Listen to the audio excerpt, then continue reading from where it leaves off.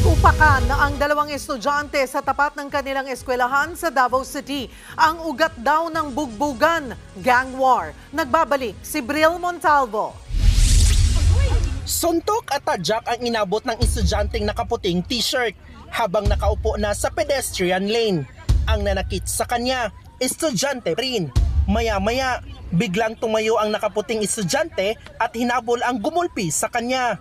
Hindi na nakunan ang mga sumunod na eksena pero naawat din ang dalawa. Nangyari ang insidente tanghali noong October 7 sa harap mismo ng kanilang paaralan sa F. Bangoy National High School sa Barangay Sasa, Davao City. Grade 10 ang ginulping estudyante habang grade 9 naman ang nanakit sa kanya. Most likely meron po mga grupo itong atin po mga students. Yung sabi ko kanina na meron pong involved na mga adults po dito.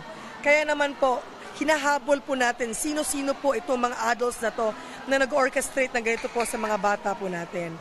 Hindi nagpaunlak ng panayam ang pamunuan ng paaralan pero ipinatawag na raw nila ang mga sangkot na estudyante at kanilang mga magulang. Napagdesisyonan naman ng magkabilang panig na ilipat na lang ang dalawang estudyante sa magkaibang eskwelahan. Our Sasa Police Station here will place 2 personnel, PNP personnel who will man our main entrance para din po makita, may police visibility and maiwasan po natin ang ganito pong klaseng mga insidente. Nagbabalita mula sa Frontline, Bril Montalvo, News 5. Mga kapatid, Cheryl Cosim po, huwag maging huli at maging una sa lahat sa balitaan. Para sa tuloy-tuloy na talakayan sa Frontline, mag-follow at mag-subscribe sa social media pages ng News 5.